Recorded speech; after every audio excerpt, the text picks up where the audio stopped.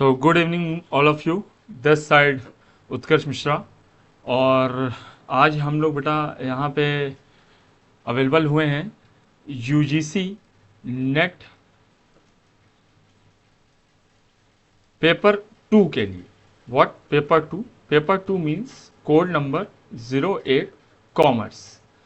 बेटा पेपर 2 जो है commerce, as you all know, हमारे पास जब यूजीसी नेट का पेपर आता है तो उसमें 50 प्लस 100 का कॉन्सेप्ट रहता है। कितना रहता है सर? 50 प्लस 100 का कॉन्सेप्ट रहता है, जिसमें सर 50 मार्क्स का हमारा होता है पेपर 1 एंड 100 मार्क्स का होता है हमारा पेपर 2। सो यहाँ पर बेटा हमारे पास पेपर 2 के कुछ सिलेक्टेड नोट्स हैं, जिन नोट्स को बेटा मैंने वेरियस और स्मॉल यूनिट्स में डिवाइड किया हुआ है, जिससे कि आपको समझने में, पढ़ने में और मुझे भी आप लोगों को आसानी से पढ़ाने में कोई एज सच एज डिफिकल्टीज नहीं होंगी। So let's start paper code 08 commerce of UGC net for upcoming June 2025. Here we have a unit 1, a chapter named Business Environment and International Business.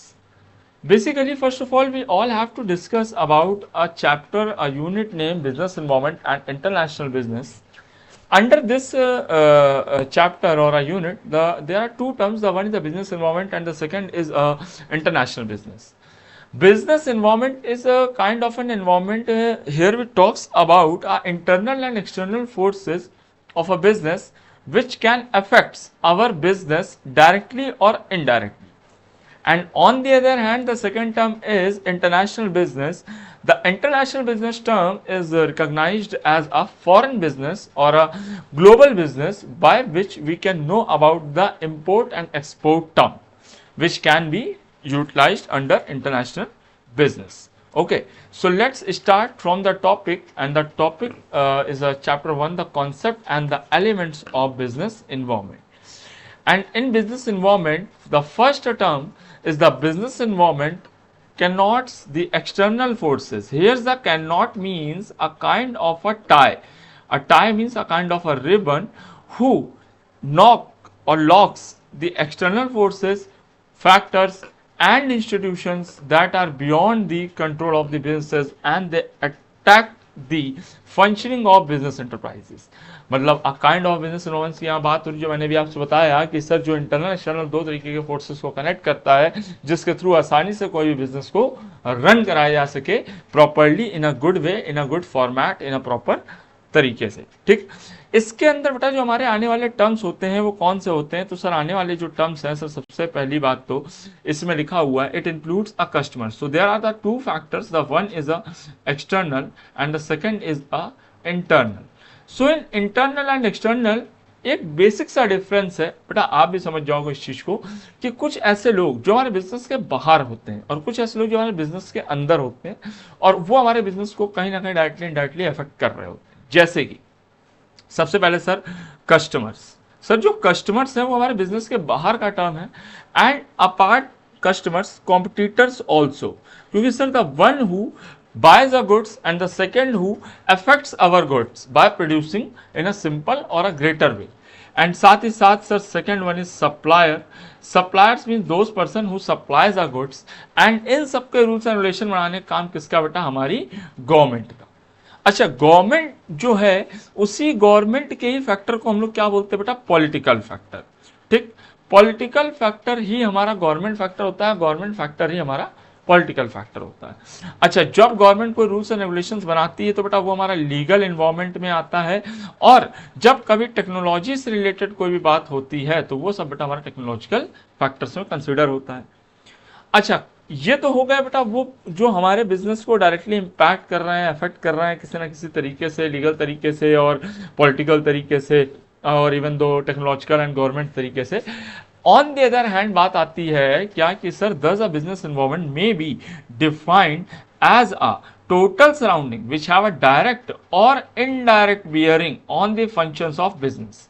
बेटा ये जो डायरेक्ट एंड इनडायरेक्ट बियरिंग वाला point है, इससे MCQ अक्सर बन जाता है, बच्चे यहाँ पे कंफ्यूज हो जाते हैं और वो इनडायरेक्ट और डायरेक्ट और डायरेक्ट और इनडायरेक्ट में कंफ्यूज रहते हैं। तो बेटा ऐसा कहीं कुछ नहीं है, हम इनडायरेक्ट या डायरेक्ट दोनों में से किसी को भी आगे पीछे इम्पैक्ट कर सकते हैं, but the term is that कि बिजनेस एनवायरनमेंट के अंदर ये दोनों टर्म बहुत ही ज्यादा इम्पैक्ट करते हैं, चाहे हमारा एक्सटर्नल हो या इंटरनल हो। अच्छा, इनके अलावा कुछ जो हमारे एक्सटर्नल फैक्टर्स के अलावा कुछ ऐसे और फैक्टर्स भी हैं, जैसे कि demographic factor, technical factor, legal, political, as I already discussed about them. Now there are some features of business environment. The features are, the first one is what? A kind of a dynamic। बेटा dynamic का मतलब ये है कि जो sir business की कुछ ऐसी एक्टिविटीज जो लगातार होती जा रही हैं, कॉन्टिन्यूसली इन नेचर हैं, जो कभी भी रुकने वाली नहीं है, मतलब कि एक तरीके से परपेचुअल एग्जिस्टेंस है हमारे बिजनेस एनवायरनमेंट की, यानी कि हमारे बिजनेस के हिसाब से कोई भी चीज चेंज नहीं होगी, जैसा भी हमारा बिजनेस होगा उसके हिसाब से डायनेमिक होता जाएगा, चीजें एनहांस होती जाएंगी और काफी बेहतर तरीके से बढ़ती चली जाएंगी। अगला point is what? A kind of a complex. Complex का मीन्स क्या है कि बेटा कहीं ना कहीं जो हमारे रिसोर्सेज हैं वो डायरेक्टली और इनडायरेक्टली अदर फैक्टर्स को इन्फ्लुएंस करते हैं। अच्छा, इन्फ्लुएंस करना और कॉम्प्लेक्स का कैसे मतलब आता है यहाँ पे? तो देखिए सर, हमारे बिजनेस में कुछ ऐसे फैक्टर्स होते हैं जो हमारे बिजनेस को करने के में आसान बना देते हैं तो बिजनेस करना, या फिर सर बिजनेस करना टफ कर देते हैं। तो complex is a situation under which business environment tells about us that one thing by which we can enhance our business in such a way कि कॉम्प्लेक्सेशन जो है वो हमको डिराइव ना हो। And the third point is what? A kind of an uncertain. What? A third point is uncertain. Uncertain मतलब बेटा जो बिजनेस है बेटा वो हमारा कंप्लीटली अनप्रेडिक्टेबल है। कैसा बेटा? कि हम जैसा रोज सोचते हैं वैसा नहीं हो सकता, हमारा बिजनेस पूरी तरीके से अनप्रेडिक्टेबल है। मतलब हम एक्सपेक्ट भी नहीं कर सकते कि अगले दिन हमारे बिजनेस में ऐसा क्या हो जाए जिससे कि हमारे बिजनेस में किसी तरीके को चेंजेस आ जाए। हम लास्ट टाइम कुछ चीज़ों को लेकर के चलते हैं, लाइक अ कोविड-19 and GST and demonetisation. Sir ये जो तीन टर्म जो मैंने आपसे बोले, ये तीनों टर्म सिर्फ दिखने में छोटे लग रहे हैं, बट बेटा ये तीनों ऐसे टर्म थे जिनकी वजह से हमको रियलिटी में पता चला कि yes, business environment and our business both are क्या अनसर्टेन है, अनप्रेडिक्टेबल है। हमको नहीं पता कि अगले दिन हमारे बिजनेस में क्या किस तरीके से काम हो जाएगा। Second one is a multi faceted.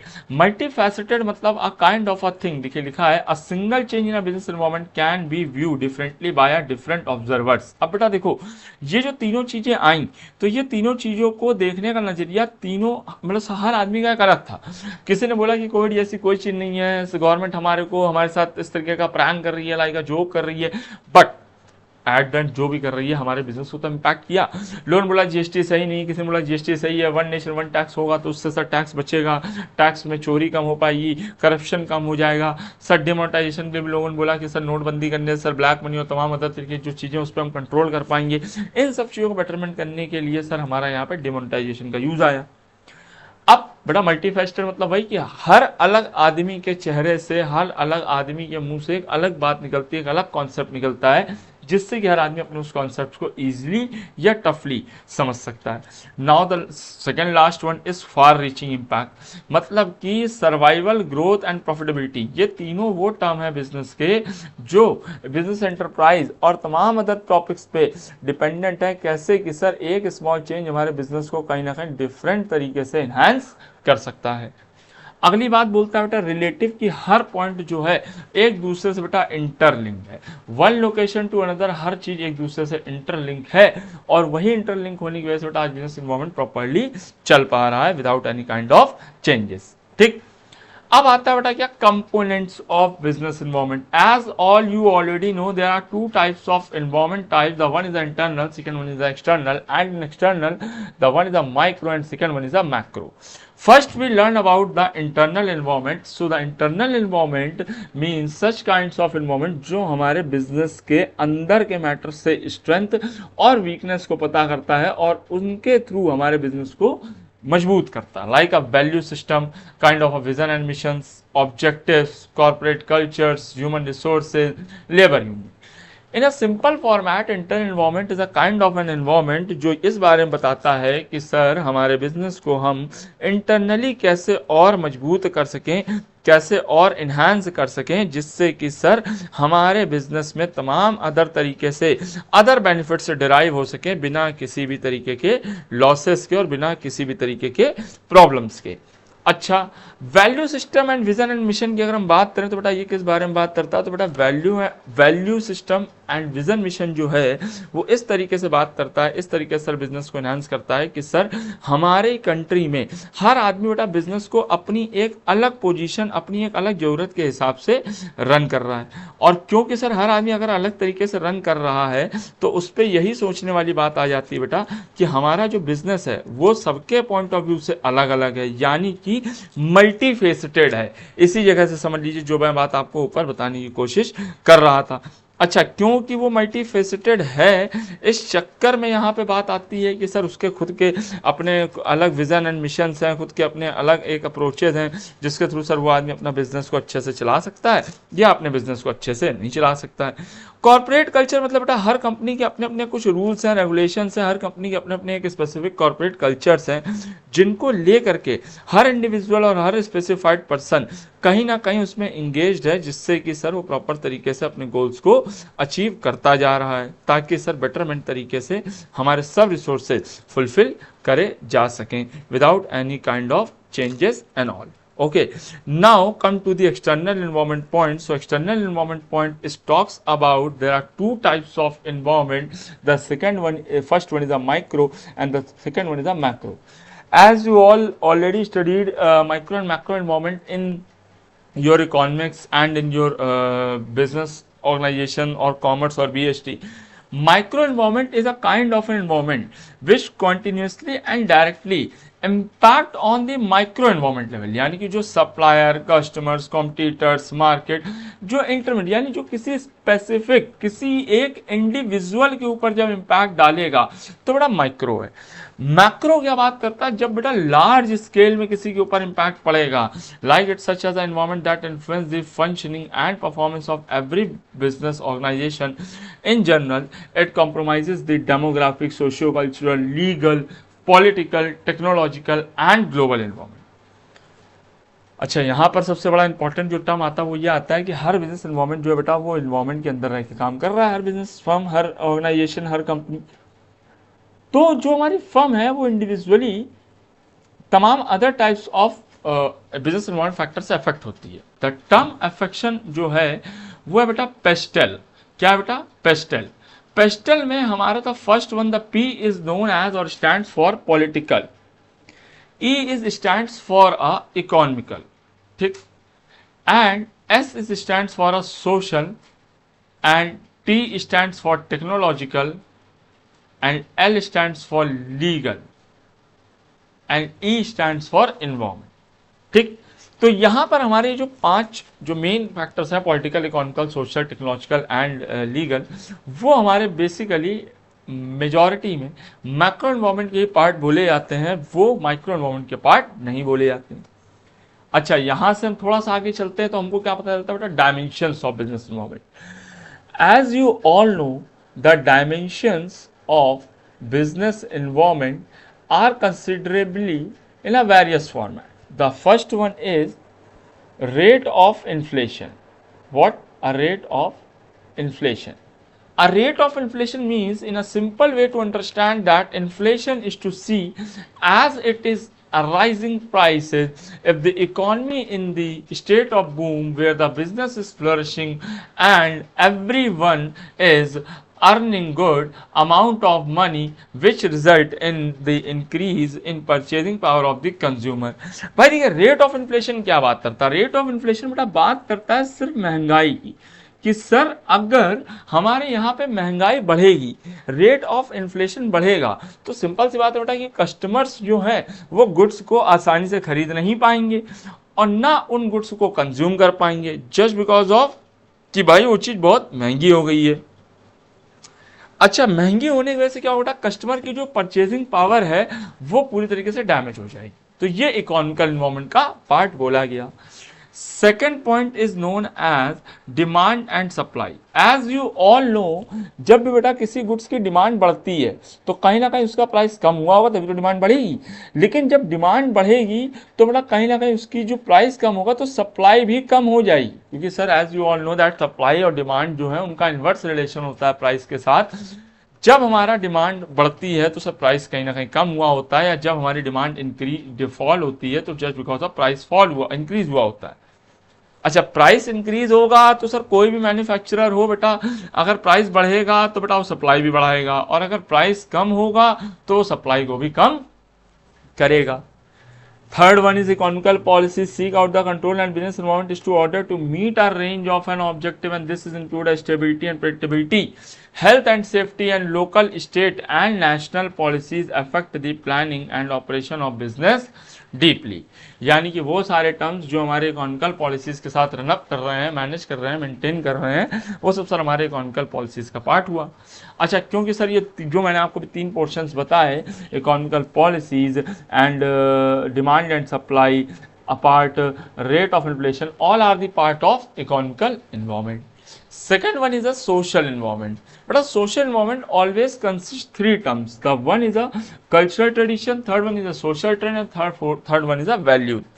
Cultural and tradition बात करता है क्या बेटा कि हमारे इंडिया के अंदर तमाम बार क्या होता है, कुछ हमारा जो बिजनेस इन्वायरमेंट है वो ट्रेडिशन और कल्चर की वजह से भी इम्पैक्ट कर जाता है। लाइक हमारे यहाँ पे दीपावली के टाइम पे अलग एक कल्चर होता है, क्रिसमस पे अलग है, ईद पे अलग है, और जैसे कि सेल्स की बात करें तो बेटा electronic, sweets, greeting cards, restaurant business, ये सब सर इन कल्चर ट्रेडिशन की मदद से अप एंड डाउन होते रहते हैं।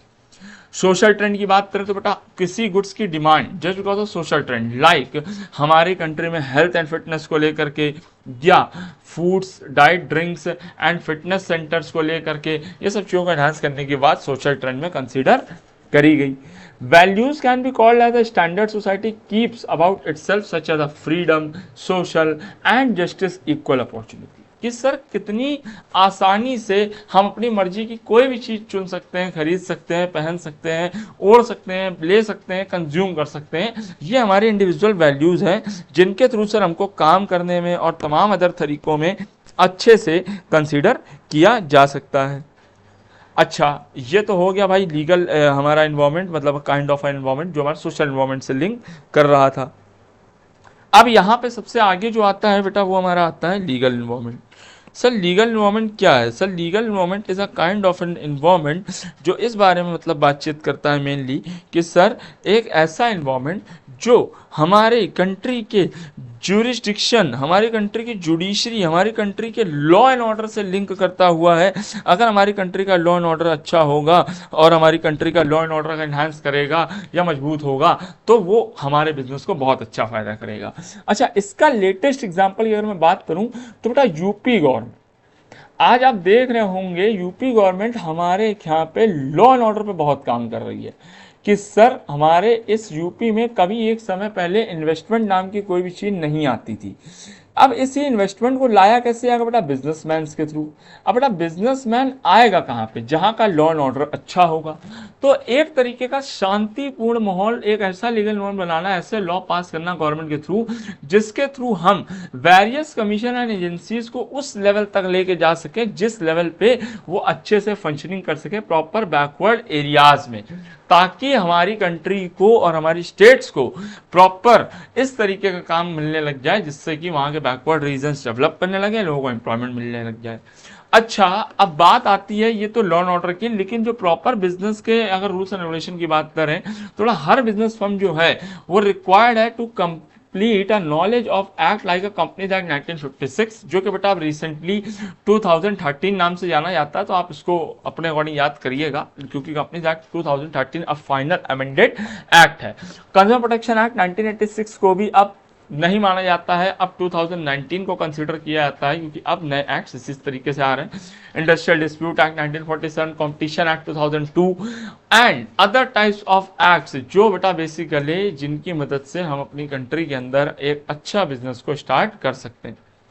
Now the fourth one is a technological environment, and technology की अगर हम बात करें तो ये बात करता है किस चीज पे कि सर गुड टेक्नोलॉजी अगर होगी तो बड़ा गुड टेक्नोलॉजी क्या रिजल्ट देगी, good technology results great production, क्या देगी बेटा, ग्रेट प्रोडक्शन, कि सर कितना अच्छा हम गुड्स को प्रोड्यूस कर सकते हैं। यानी कि अगर हमारे प्राइमरी फोर्सेस की हम बात करें तो बेटा एक हमारी साइंटिफिक फील्ड है एंड न्यू इनोवेशंस है being introduced in the market for improving the quality of product and services, techniques for operating business more efficiently are known as a technological factor. मैंने भी बोला ना, गुड टेक्नोलॉजी होगी तो बेटा great production आप कर पाओगे।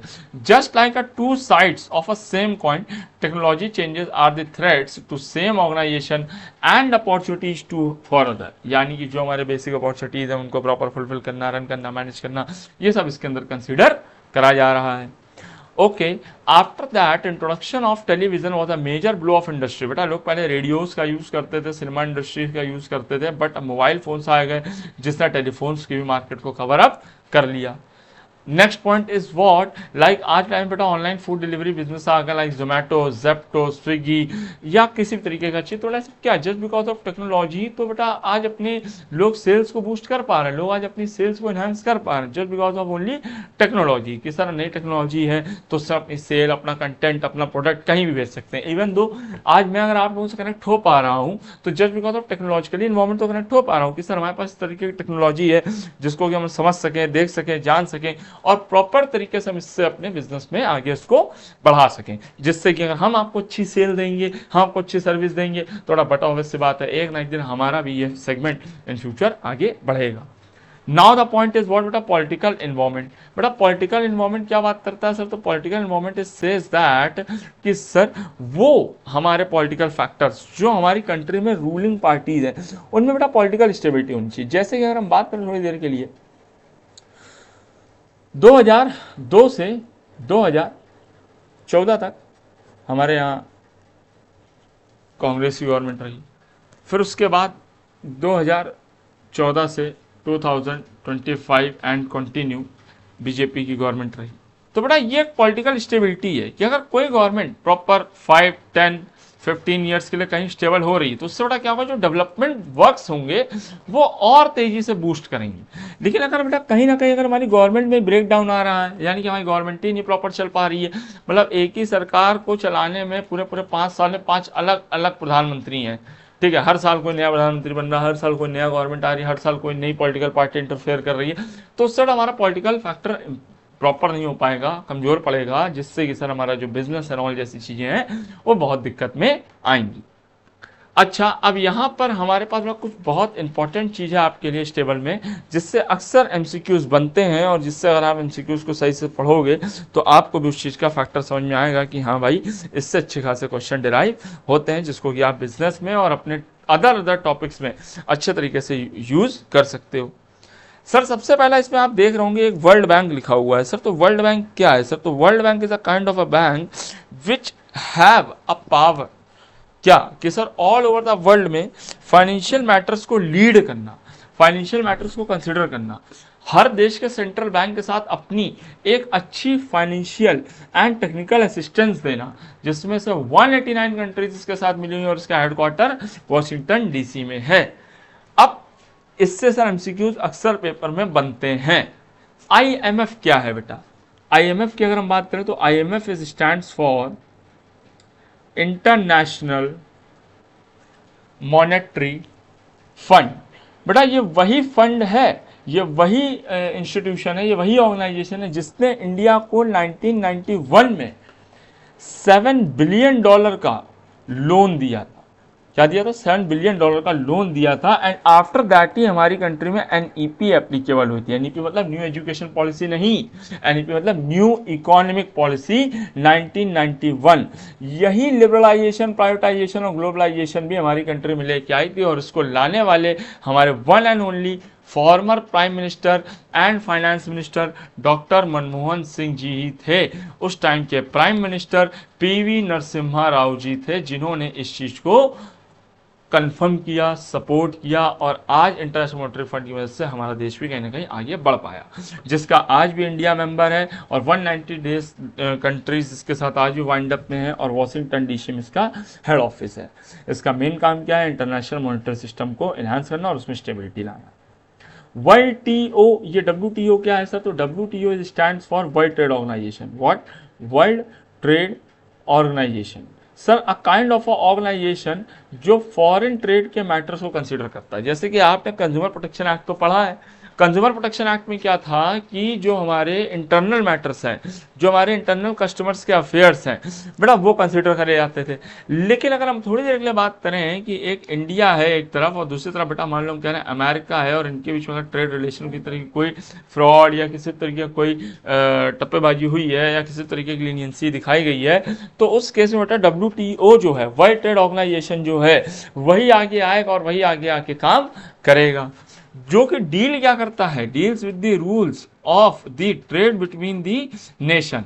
164 कंट्रीज जिनेवा स्विट्जरलैंड के अंदर कंसीडर करे गए। Now the point is a SAARC. SAARC is stands for क्या? 1985 बनाया गया था South Asia association for regional cooperation.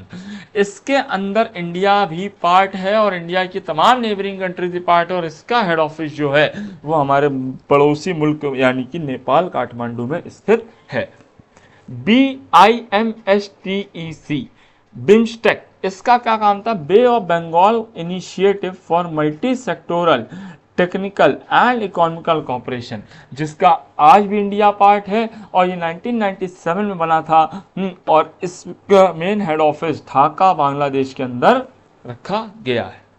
अगला आता है बेटा ASEAN, यानी कि ASEAN। ASEAN क्या बात करता है? Association of south east Asian nation, और बेटा साउथ ईस्ट नेशन में हमारा इंडिया नहीं आता, दैट्स वाई इसमें इंडिया पार्ट नहीं, और इसका हेड ऑफिस जकार्ता इंडोनेशिया में बना हुआ है।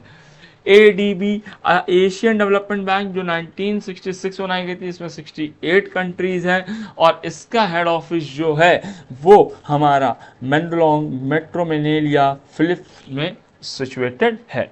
ठीक, अब आता है बेटा इकोनॉमिकल सिस्टम। हमारी कंट्री आज़ाद हुई थी 1947 में। 51 में हमारा कॉन्स्टिट्यूशन बन गया था, लेकिन हमारे देश को समस्या थी किस चीज़ की? कि हमारा देश किस तरीके की इकोनॉमी को अडॉप्ट करे। इकोनॉमी की बात करें तो बेटा 3 इकोनॉमीज हमारी कंट्री में आती हैं। The one is a privatisation, second is a government, and the third one is a mixed, यानी जिसको हम बोलते हैं कैपिटलिस्ट, सोशलिस्ट एंड मिक्स। ठीक, तो कैपिटलिस्ट, सोशलिस्ट और मिक्स की हम बात करें तो सर ये बात क्या करता है? सर कैपिटलिस्ट मतलब वो हमारी इकोनॉमी जहाँ पे सारे फैक्टर्स किसके थ्रू ओन करे जा रहे हैं बेटा? प्राइवेट ओनरशिप के थ्रू। किसके थ्रू? प्राइवेट। और हमारी गवर्नमेंट में सर, सोशलिस्ट में सब गवर्नमेंट के थ्रू। यहाँ पर दोनों लोग रन कर रहे हैं। प्राइस को इस पर डिटरमाइन करा जाता है डिमांड एंड सप्लाई की बेसिस में। इस पर डिमांड डिसाइड किया जाता है सेंट्रल प्लानिंग अथॉरिटी, यानी कि नीति आयोग की मदद से करा जाता है डिसाइड। और इसमें दोनों की मदद लगती है, डिमांड सप्लाई के अलावा नीति आयोग और प्लानिंग अथॉरिटी कमीशन की भी यूज होता है। मोटिव ऑफ प्रोडक्शन की बात करें, कैपिटलिस्ट जो है प्रॉफिट मोटिव पे बात करता है, सोशलिस्ट जो है बेटा वो सोशल वेलफेयर की बात करता है, और मिक्स्ड जो है बेटा वो प्रॉफिट मोटिव के साथ साथ वेलफेयर मोटिव से भी काम करता है। इसमें गवर्नमेंट का कोई रोल नहीं होता, सब कुछ प्राइवेट हाथों में ही होता है। इसमें गवर्नमेंट का कंप्लीट रोल होता है और उसमें गवर्नमेंट ही यूज करती है, और यहाँ पर फुल रोल पब्लिक का होता है और लिमिटेड रोल प्राइवेट सेक्टर का होता है। कंपटीशन इसमें एग्जिस्ट करता है, यहाँ पे कोई कंपटीशन नहीं होता, और यहाँ पर जो कंपटीशन है वो भी एग्जिस्ट करता है सिर्फ प्राइवेट सेक्टर में। डिस्ट्रीब्यूशन ऑफ इनकम की बात करें तो यहाँ पर अनइक्वल है, यहाँ पर क्वाइट इक्वल है, यहाँ पर कंसिडरेबल इनइक्वालिटीज एक्सिस्ट, यानी कि कभी कर भी सकता है और कभी नहीं भी कर सकता है।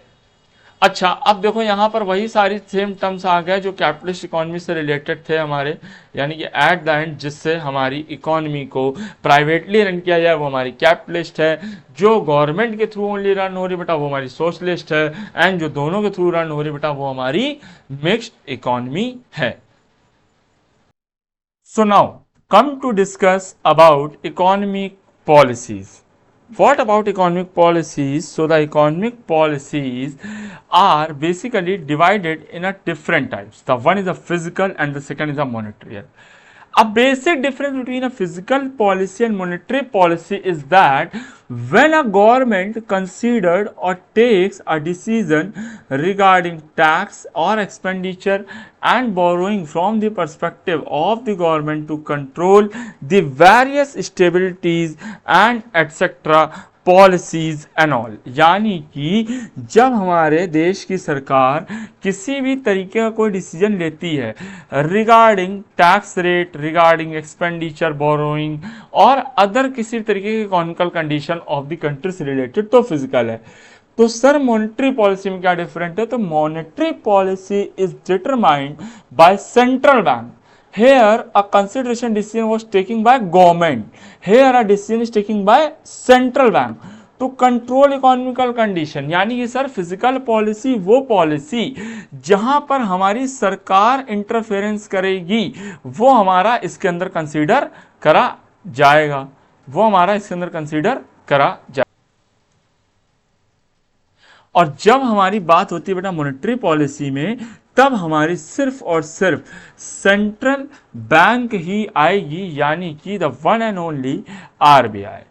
ठीक, is it clear you all? Is it clear you all?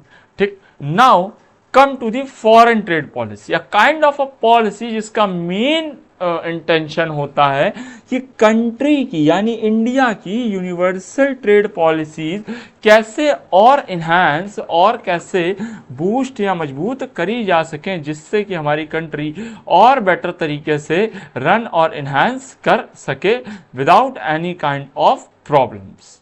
Is it clear you all?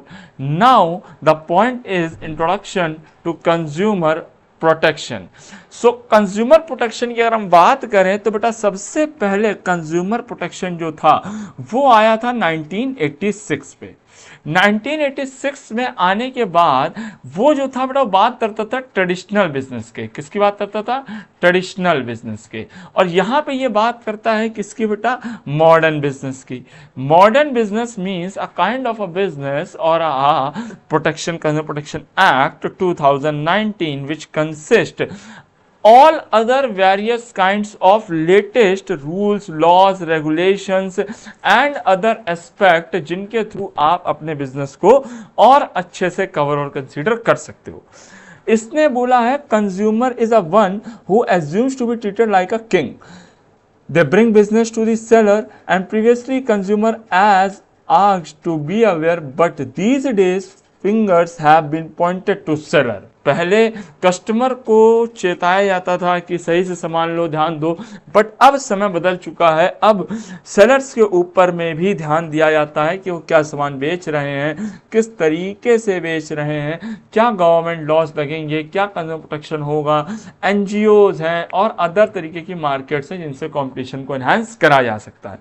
अच्छा, कंज्यूमर प्रोटेक्शन लाया गया is a term to given to a practice wherein we needed to protect the consumers from the various kinds of exploitation. Exploitation मतलब क्या कि sir unfair practices, educating them without their rights and responsibilities and also redressing their grievances.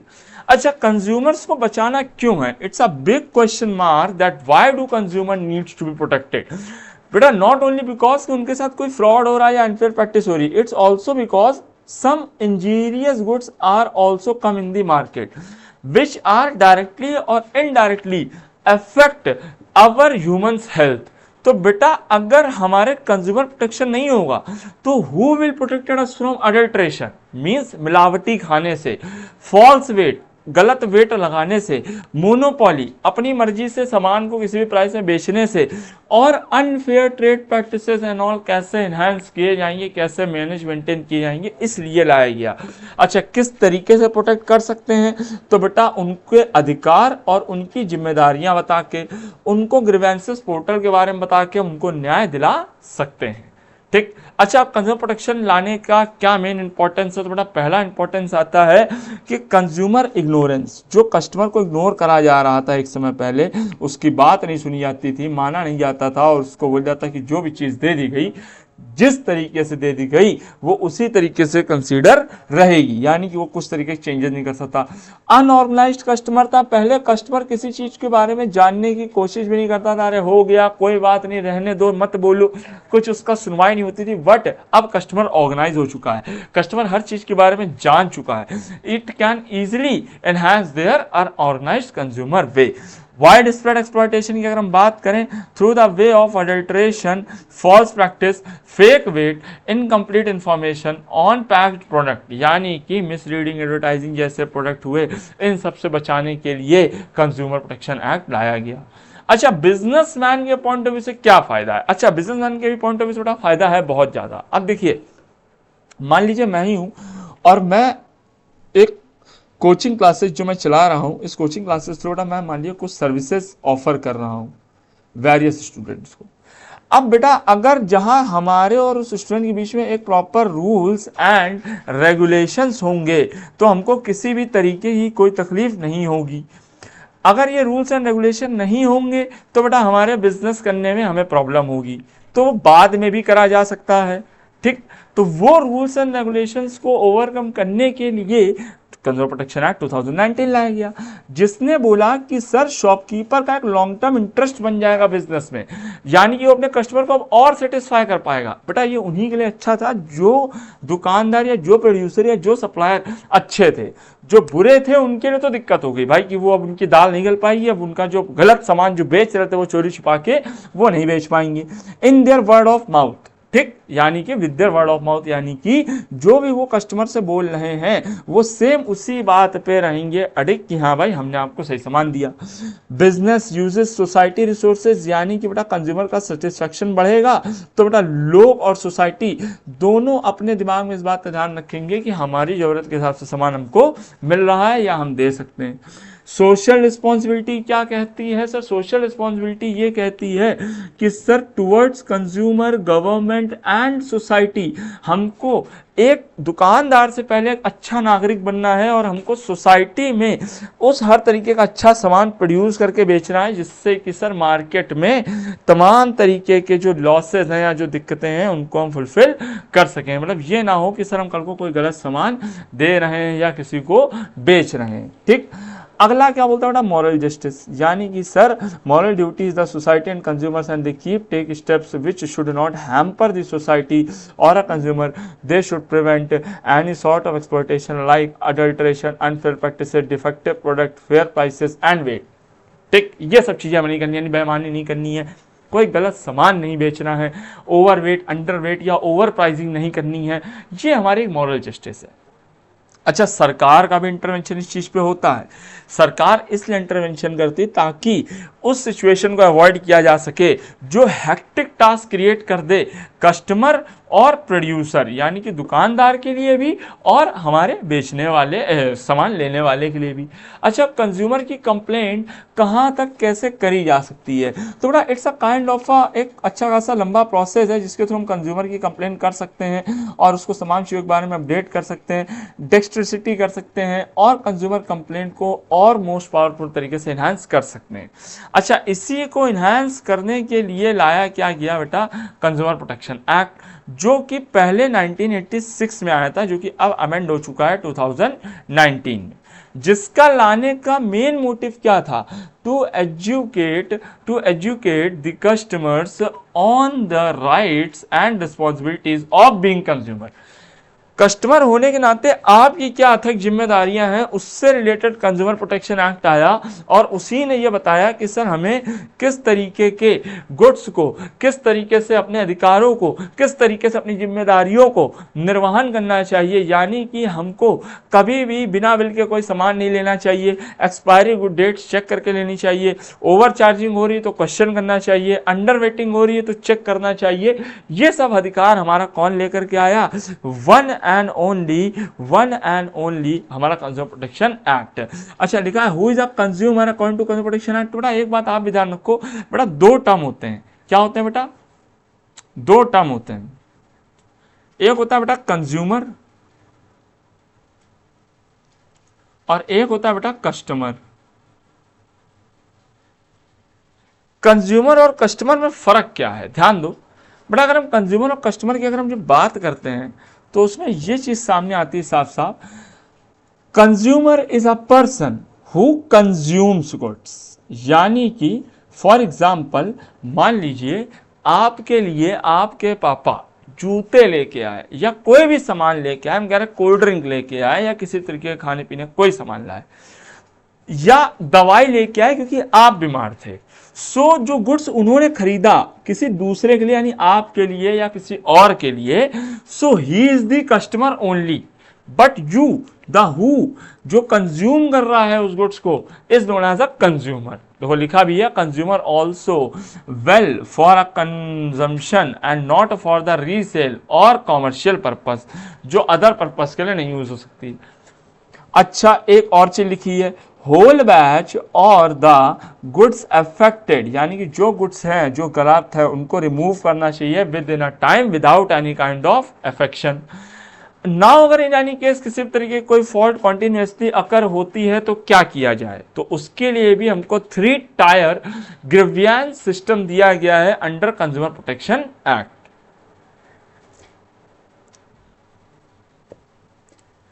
इसने बोला है कि sir एक हमारा district forum होता है, स्टेट होता है, नेशनल होता है।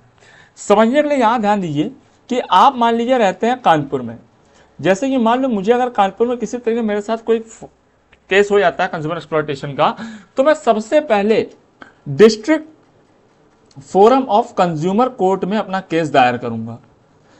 उसमें केस दायर करने की अब जो बेटा लिमिट है, पहले अलग थी अब अलग है। देखो यहां लिखी हुई जैसे मोर देन 20 लाख, ठीक है, वो मैं बताता हूं। तो ये मैं पहले इसमें करूंगा।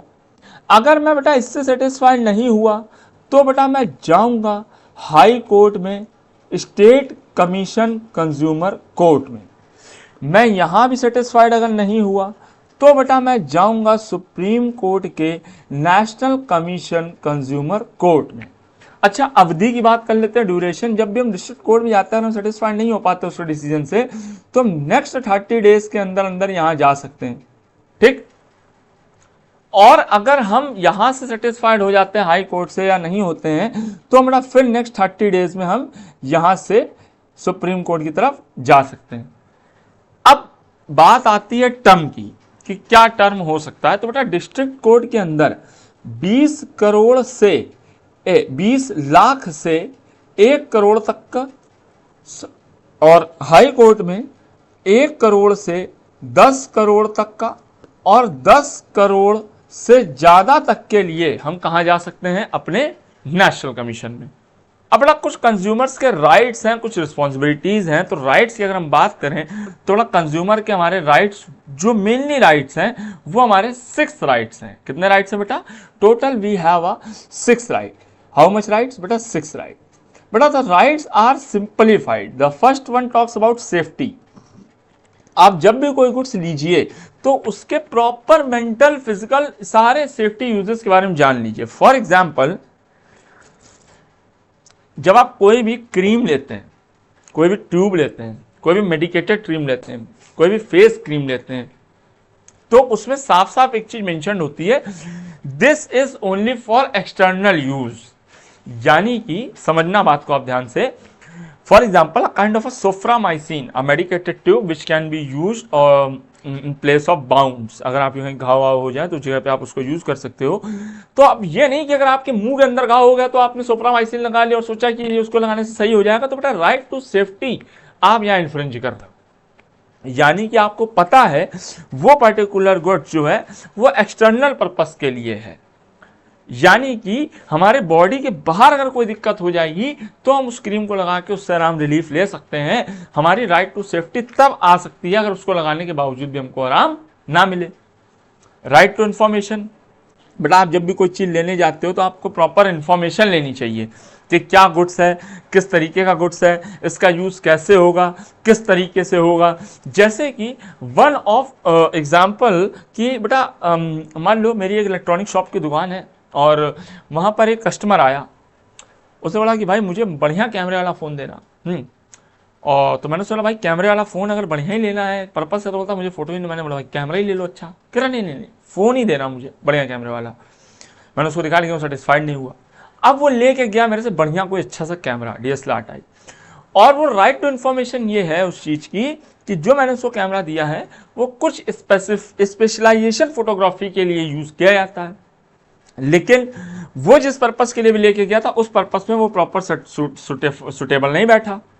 तो उस केस में बेटा राइट टू इन्फॉर्मेशन इन्फ्रिंज हुआ उसका, कि सर आपको जब सही इन्फॉर्मेशन दी गई थी तो आपने उस इन्फॉर्मेशन के हिसाब से काम क्यों नहीं किया। Now the point is third,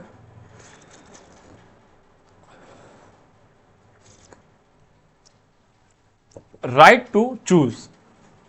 अक्सर लोग बेटा शौकीन बनने के लिए एडिडास की जगह अबीबास ले लेते हैं, और एडिडास बोलता है कि मेरे जूते के पहन के पूरे दिन भी घूमोगे तो तुम्हारे पैरों में दर्द नहीं होगा। यह बोलता है कि मेरे जूते को नहीं पहनोगे तो ही दर्द नहीं होगा, लेकिन पहन लोगे तो पेन बहुत होगा।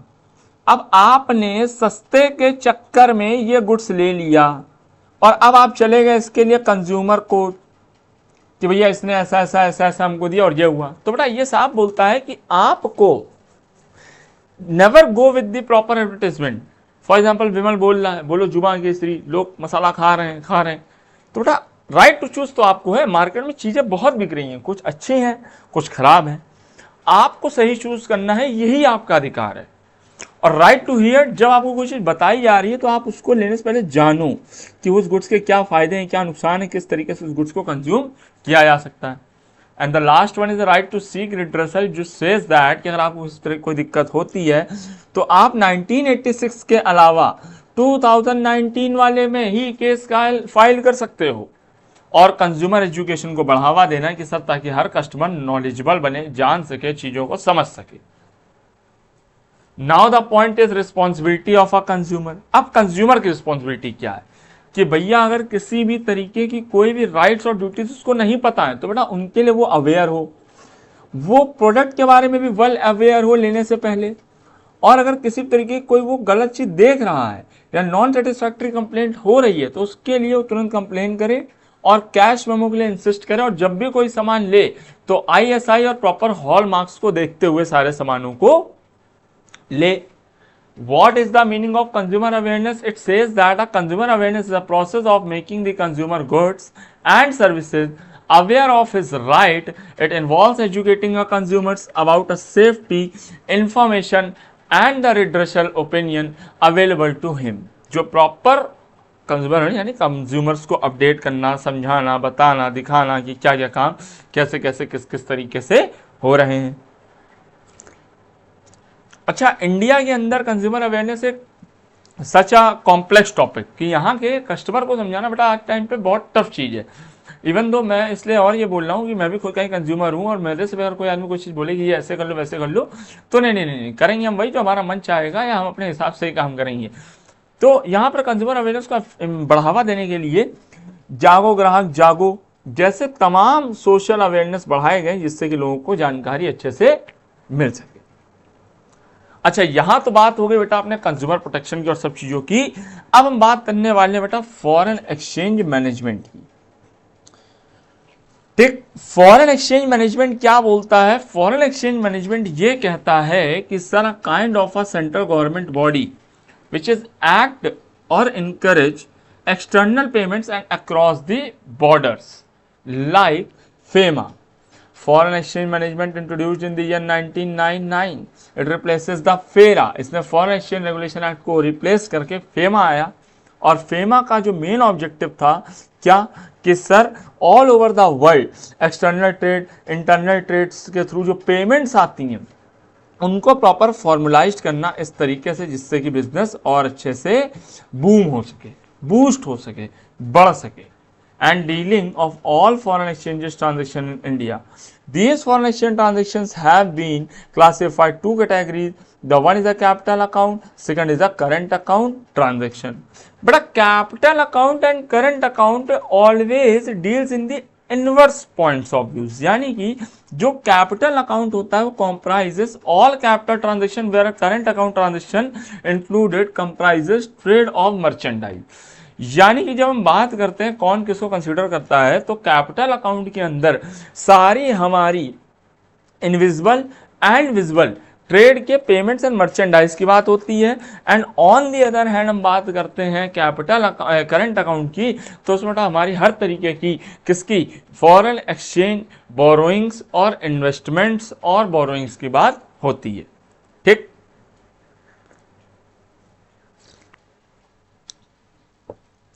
आगे आता है क्या, आगे पढ़ने को मिलता है सर एप्लीकेबिलिटी ऑफ फेमा।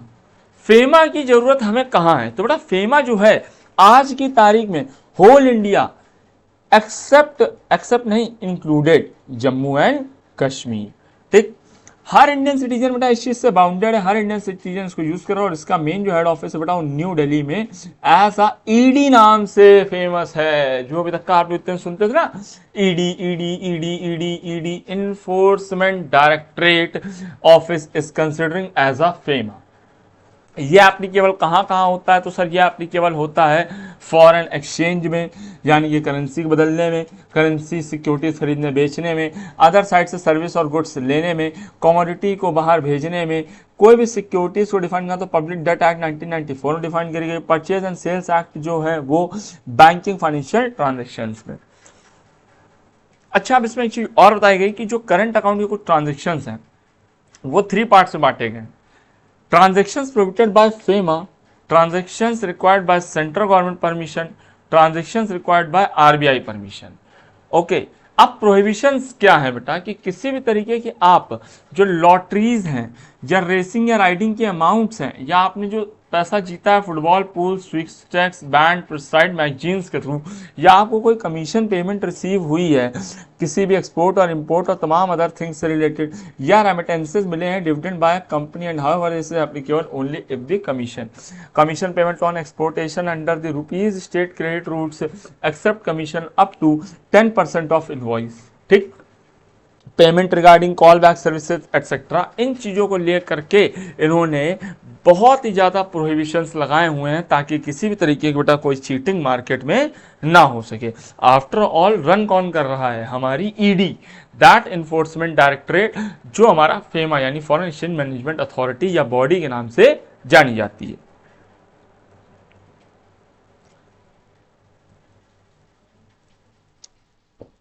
आगे आते हैं, किन किन तरीकों से आप पैसों को इन्वेस्ट कर सकते हो।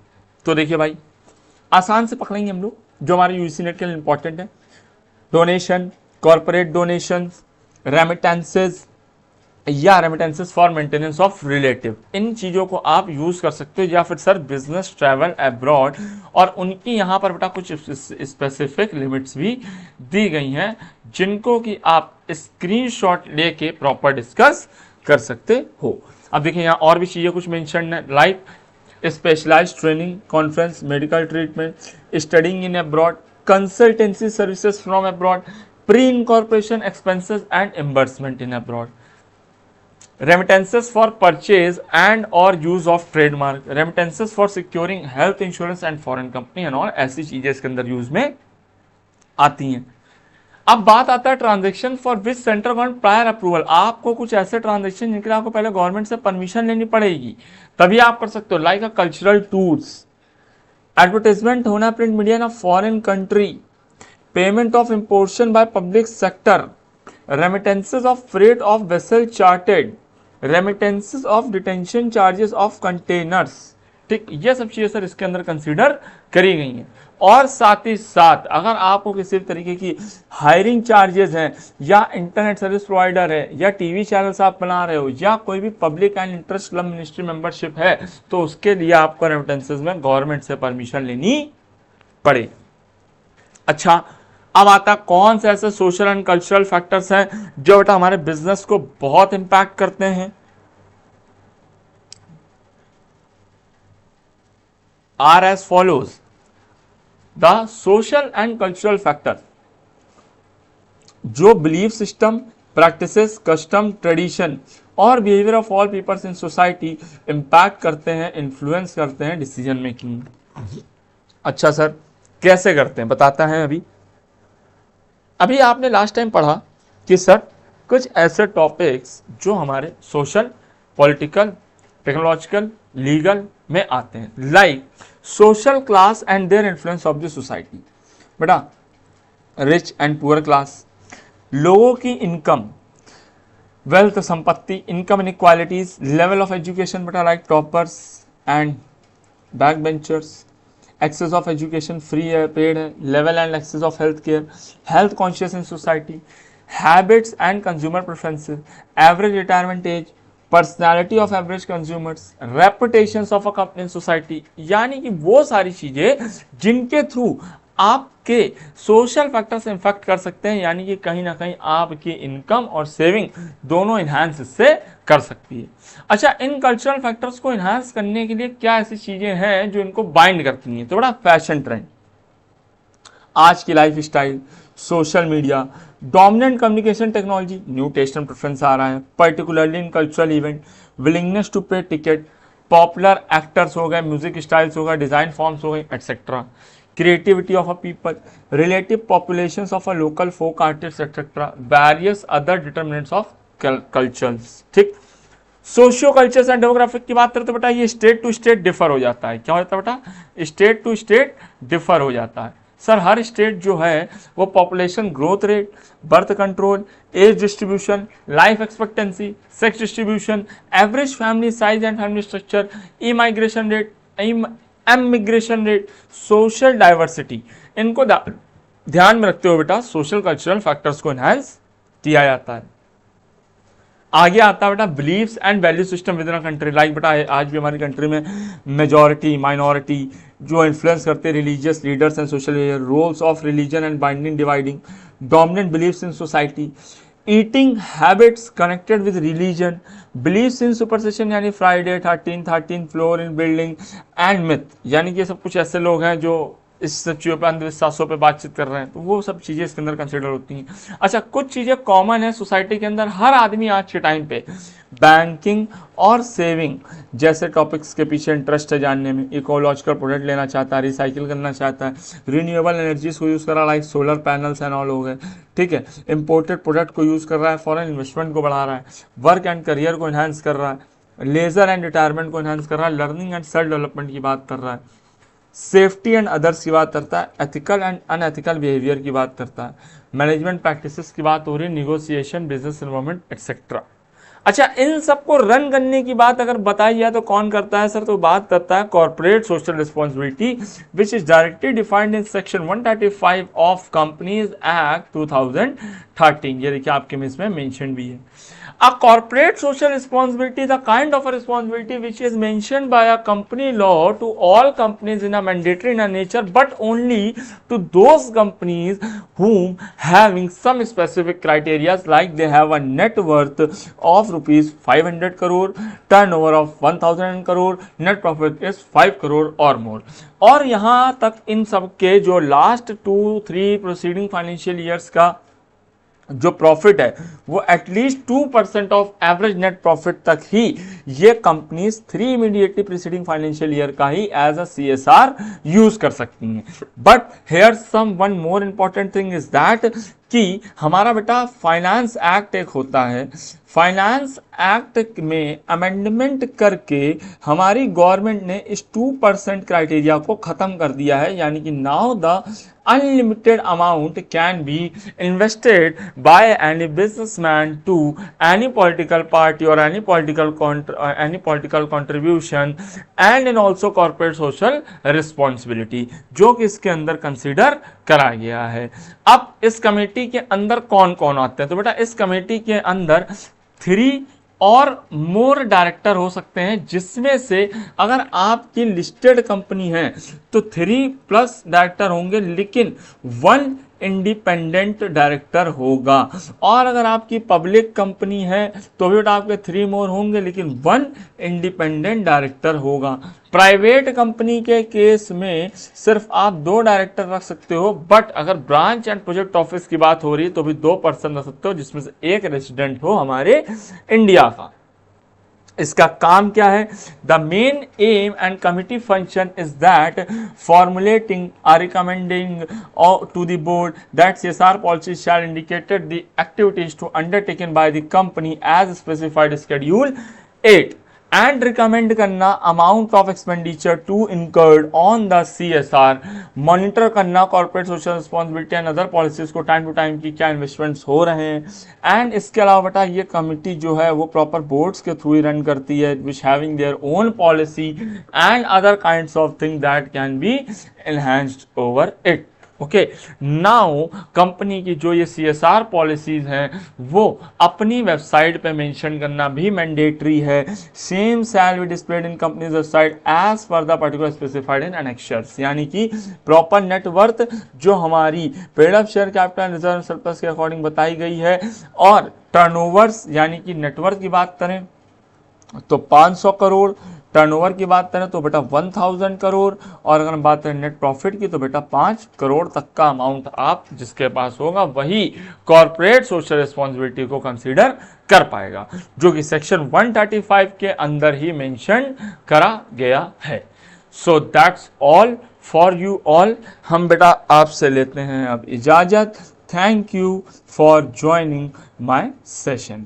अपने डाउट्स आप कमेंट करिएगा और हम मिलते हैं अब आपसे इसी सेम टॉपिक के अगले चैप्टर में, जिससे कि हम आपके और अच्छे से आपको गाइडेंस कर सकें। Thank you so much for giving your time.